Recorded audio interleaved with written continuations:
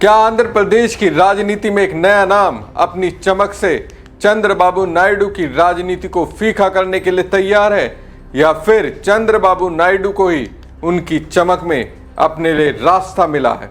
क्योंकि कभी उनके दादा ने ही चंद्रबाबू नायडू की राजनीति को मजबूत किया था और संयुक्त आंध्र प्रदेश में उन्हें स्थापित किया। ये बात और है कि एक वक्त आया तो उन्होंने उनके दादा की राजनीतिक विरासत से उनके अपनों को दूर कर दिया। लेकिन आंध्र प्रदेश में ऐसी स्थिति बन रही है, ऐसा लगता है चंद्रबाबू नायडू को अपनी पार्टी के अंदर एक ऐसा नेता चाहिए जो उनकी राजनीति को रफ्तार दे सके, बस रफ्तार दे सके, उनकी राजनीति पर कब्जा ना करे, क्योंकि गठबंधन में उनके साथ पवन कल्याण है। लेकिन दिक्कत यहाँ ये है, मोदी शाह ने पवन कल्याण को जैसे नीतीश के सामने कभी चिराग पासवान की राजनीति का इस्तेमाल किया था, वैसे ही अब वो पवन कल्याण का यूज कर रहे हैं। चंद्रबाबू नायडू की भी उम्र बढ़ती जा रही है, उनके बेटे नारा लोकेश में उस तरीके की मास अपील नहीं है जिससे लोग खिंचे आए। नमस्कार दोस्तों, मैं हूं परवीन सान।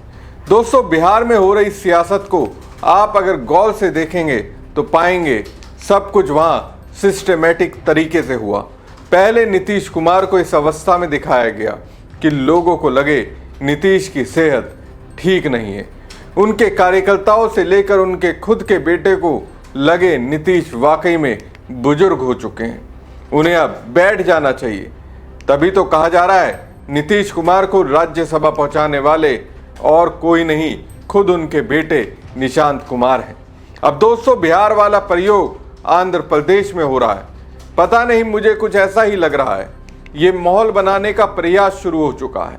माहौल ऐसा बनाया जा रहा है कि चंद्रबाबू नायडू की उम्र हो चुकी है, उनके बेटे नारा लोकेश में टीडीपी को संभालने की क्षमता नहीं है। ऐसे में पार्टी को एक ऐसा नाम चाहिए जिसका इस पार्टी से नाता रहा हो, जिसकी पूछ न सिर्फ दक्षिण भारत बल्कि पूरे भारत में होती है। वो नाम अचानक से लोग लेने लगते हैं। ये कोई संयोग नहीं है बल्कि प्रयोग है। कोई तो इस प्रयोग के पीछे है। चंद्रबाबू नायडू बखूबी जानते हैं। अभी तो खामोश हैं, लेकिन जवाब देने में वो माहिर हैं। इतिहास इस बात की गवाही देता है। दोस्तों, चंद्रबाबू नायडू का अपना कोई राजनीतिक या फिल्मी बैकग्राउंड नहीं था, लेकिन भुवनेश्वरी से शादी के बाद उनका रिश्ता राजनीति और सिनेमा के एक बड़े परिवार से जुड़ गया। इसी रिश्ते की वजह से चंद्रबाबू नायडू साउथ फिल्मों के सुपरस्टार जूनियर एनटीआर के फूफा लगते हैं। दरअसल जूनियर एनटीआर के दादा एनटी रामाराव ने ही टीडीपी की नींव रखी थी। हालांकि एनटीआर ने राजनीति की बजाय फिल्मों को चुना। दिलचस्प बात यह है कि एनटी रामाराव ने अपनी राजनीतिक विरासत खुशी खुशी अपने दामाद और बेटी भुवनेश्वरी के पति चंद्रबाबू नायडू को नहीं सौंपी थी, लेकिन फिर भी पार्टी की कमान चंद्रबाबू नायडू के हाथों में आ गई। इसके बाद एनटी रामाराव का पूरा परिवार धीरे धीरे पार्टी और राजनीति से दूर होता चला गया। टीडीपी ऐसे दौर में है जहां चंद्रबाबू नायडू के रिटायर होने की अटकलें चल रही हैं। चर्चाएं तेज हैं कि आज नहीं तो कल उनके बेटे नारा लोकेश के हाथों में टीडीपी होगी। ऐसी चर्चाओं के बीच जूनियर एनटीआर के सीएम बनने के नारे तेज होने लगे हैं। आंध्र में आज भी ऐसे लोग हैं जो चाहते हैं कि एनटी रामाराव के परिवार की राजनीतिक वापसी होनी चाहिए।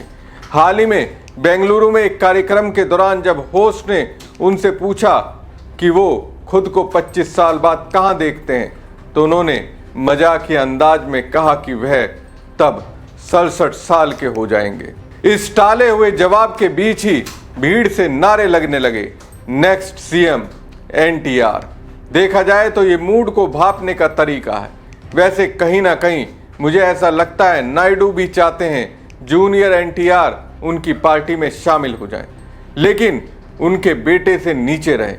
लेकिन जूनियर एनटीआर राजनीति में आना ही नहीं चाहते हैं। जूनियर एनटीआर बेंगलुरु के एक अस्पताल के उद्घाटन के लिए पहुंचे थे, जहां उनकी एक झलक पाने के लिए हजारों की संख्या में लोग जमा हो गए और सुरक्षा व्यवस्था चरमरा गई।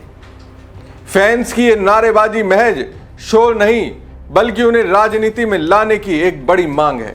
हालांकि जूनियर एनटीआर हमेशा कहते रहे हैं कि उनकी राजनीति में कोई दिलचस्पी नहीं है। जब भी उनसे इस सवाल होता है वो इसे सही समय नहीं बताकर टाल देते हैं। साल 2025 में उन्होंने साफ कहा था कि वो एक एक्टर के रूप में बहुत खुश हैं और मजाक के अंदाज में कहा कि लोग उन्हें वोट देने की बजाय उनकी फिल्मों के टिकट खरीदें। चंद्रबाबू नायडू जूनियर एनटीआर के दादा और टीडीपी संस्थापक एनटी रामाराव के दामाद हैं। नायडू ने जूनियर एनटीआर की बुआ नारा भुवनेश्वरी से शादी की, इस नाते वो उनके फूफा लगते हैं। वहीं जूनियर एनटीआर की पत्नी लक्ष्मी चंद्रबाबू नायडू की बहन की बेटी है। इस रिश्ते से नायडू के बेटे नारा लोकेश जूनियर एनटीआर के फुफेरे भाई हैं। हालांकि 1995 में जब नायडू ने पार्टी की कमान संभाली थी तब से नंदामुरी परिवार और उनके बीच तनाव की खबरें आती रही हैं।